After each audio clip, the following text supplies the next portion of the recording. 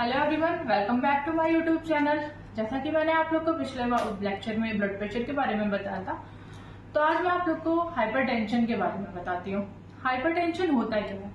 जब हमारा blood pressure बहुत ज्यादा बढ़ जाता है, तो हाई ब्लड प्रेशर या raised blood pressure more than 140/90 हो जाए तो हम इसे हाई ब्लड प्रेशर कहते हैं या रेज ब्लड प्रेशर कहते हैं, जिसे कि हम हाइपरटेंशन भी कहते हैं। इसकी डेफिनेशन हम देख लेते हैं। होता क्या है कि जो प्रेशर लग रहा है आर्टियल वॉल के अगेंस्ट, अगर वो बहुत हाई हो जाता है तो उसकी वजह से हमारा बीपी हाई हो जाता है। ये होता है किस किस केसेस में? अगर हमारा हार्ट वीक हो जाता है तो उसे बहुत ही ज्यादा वर्क करना पड़ता है ब्लड को पंप आउट करने के लिए, तो उस केस में हो जाता है। या तो फिर अगर हमारी जो आर्टरी है उसकी जो वो ब्लड कॉलम है वो नैरो हो जाए, आर्टरी की ब्लड वेजल्स जो है वो नैरो हो जाती है, तो हमारे ब्लड को, हमारे हार्ट को बहुत ही प्रेशर से वो ब्लड जाने लगता है, तो उस टाइम पे भी हमारा ब्लड प्रेशर जो है वो बढ़ जाता है। फिर हम इसके स्टेजेस देख लेते हैं। And the very first one is the stage 1, 140 to 159 systolic होता है, 90 to 99 डायस्टोलिक होता है। And the second one is the 160 to 179 systolic and 99 to 109 diastolic. And the third one is more than 180/110। इसे हम hypertension crisis या hypertension emergency भी कहते हैं। फिर हम इसके कॉजेज को देख लेते हैं। हाइपरटेंशन के क्या कॉज होते हैं? इसको हम दो पार्ट में डिवाइड कर देते हैं, प्राइमरी और सेकेंडरी। एंड द प्राइमरी में सबसे पहला होता है, एक ही कॉज ही होता है, आर्थरोस्क्लेरोसिस। प्राइमरी को हम एसेंशियल हाइपरटेंशन भी कहते हैं। आर्थरोस्क्लेरोसिस होता क्या है? जो हमारे ब्लड वेजल्स होते हैं, अगर उसमें प्लेक का फॉर्मेशन हो जाता है तो उसे हम आर्थरोस्क्लेरोसिस कहते हैं। फिर हम आते हैं सेकेंडरी हाइपरटेंशन में। उसमें क्या क्या आते हैं? ये due to underlying some disease हो जाए, उसकी वजह से ये हमें हाइपरटेंशन हो जाता है। And the very first one is the adrenal gland tumour. अगर हमें एड्रिनल ग्लैंड का ट्यूमर हो जाता है, किडनी डिजीज हो जाती है, अगर हम कोई ऐसे ड्रग्स वगैरह का इंटेक करें सच एज कोकीन, एम्फेटामिन्स हो गए, कंजेनाइटल हार्ट डिफेक्ट है, थायराइड है, ऑब्स्ट्रक्टिव स्लीप एपनिया है, तो इस केस में हमें सेकेंडरी हाइपरटेंशन हो जाता है। फिर हम इसके कुछ सिम्टम्स देख लेते हैं। सिम्टम्स इसके हेडेक हो गए, नोज ब्लीडिंग हो गई, चेस्ट पेन हो गया, शॉर्टनेस ऑफ ब्रीथ हो गया, ये इसके कुछ सिम्टम्स हैं। अब हम देखते हैं कि रिस्क फैक्टर क्या क्या है। And the very first one is the age. Usually क्या होता है कि जो मेल्स होते हैं 64 की एज तक उनके जो बीपी होते हैं वो हाई होते हैं, लेकिन फीमेल्स जो होती हैं उनमें 64 के बाद में उनके बीपी हाई होने लगते हैं। फिर रेस पे आते हैं। जो ब्लैक पीपल्स होते हैं उनमें ब्लड प्रेशर हाई होता है। प्रेगनेंसी में बीपी हाई हो जाती है। ओबेसिटी या ओवरवेट की वजह से भी हम हाई ब्लड प्रेशर के पेशेंट हो जाते हैं। अगर हम टोबैको का यूज कर रहे हैं या स्मोकिंग कर रहे हैं, अल्कोहल का इंटेक कर रहे हैं, तो भी हम बीपी के पेशेंट हो जाते हैं, अगर लॉन्ग टाइम से यूज कर रहे हैं अल्कोहल वगैरह का तो। और फिर हम अगर लो पोटेशियम इंटेक कर रहे हैं, बहुत ही ज्यादा सोडियम ले रहे हैं, then this is also a major cause of high blood pressure.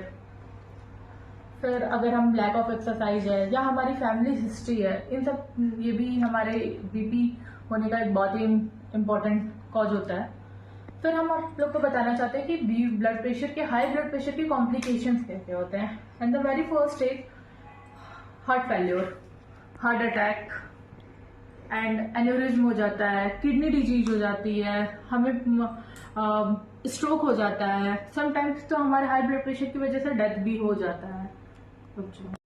Now come to the 5 major organs affected by hypertension, high blood pressure. And the very first one is the brain. Brain में क्या होता है? Stroke हो जाता है। पहले तो इसमें ब्रेन में सेरिब्रोपैथी हो जाती है। Second one is the heart. Heart में कार्डियोमायोपैथी हो जाती है। आई, आंख भी अफेक्ट होता है, रेटिनोपैथी हो जाती है। किडनी में नेफ्रोपैथी हो जाती है।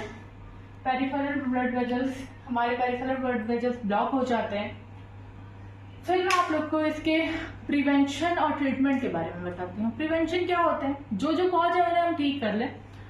सोडियम का इंटेक हम कम कर दें। अगर हमें पता चल रहा है कि हम प्री हाइपरटेंशन के केस में, प्री हाइपरटेंशन में हमारा ब्लड प्रेशर जो होता है 120 to 139/85 to 90 होता है, ये हमारा प्री हाइपरटेंशन का केस हो गया। अगर हमें पता चल जा रहा है तो हम अपने सोडियम इंटेक को कम कर दें।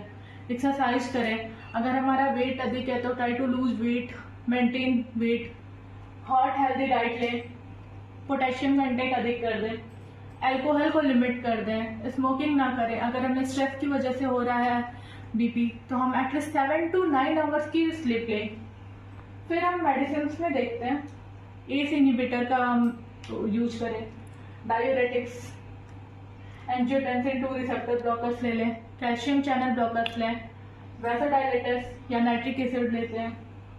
फिर हम कुछ सप्लीमेंट्स की बात करते हैं, तो सप्लीमेंट्स भी हम ले सकते हैं, सच एज फोलिक एसिड ले सकते हैं, ओमेगा 3 फैटी एसिड ले सकते हैं, मिनरल्स का लें, फाइबर्स जस्ट लाइक साइडियम का यूज करें। ये सारे मेजर्स हम लेके अपने बीपी को कंट्रोल कर सकते हैं, उनसे बच सकते हैं। फिर हम बताना चाहते हैं आप लोग को कि रेजिस्टेंस हाइपरटेंशन होता है क्या है। अगर हम ब्लड प्रेशर को मेजर कर रहे हैं और हमारी थ्री रीडिंग्स जो है वो सेम आती है तो हम उसे रेजिस्टेंस हाइपरटेंशन कहते हैं। ब्लड प्रेशर को मेजर करने के लिए हमारे पास एक होता है स्पेगमेनोमीटर जो ब्लड प्रेशर को मेजर करता है, हम उसे ले सकते हैं। हम क्या करेंगे, उसके कफ को लेंगे और जब हम फर्स्ट टाइम बीपी किसी का मेजर कर रहे होंगे, जिसके फर्स्ट टाइम बीपी मेजर हो रही होगी, उसके हम दोनों हाथों में मेजर करेंगे।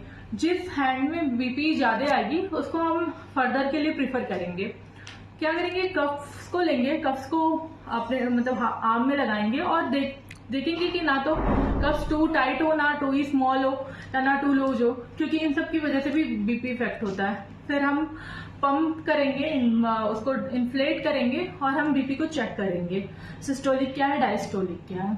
एम्बुलेटरी मेथड भी यूज करते हैं, ऑसिलेटरी मेथड भी यूज करते हैं। बहुत सारे मेथड हैं बीपी मेजर करने के लिए। हम घर पे मशीन भी रख के जब चाहे तब अपना बीपी मेजर कर सकते हैं। सो and if you like my video, then don't forget to like, share and subscribe and press bell icon too. Thank you.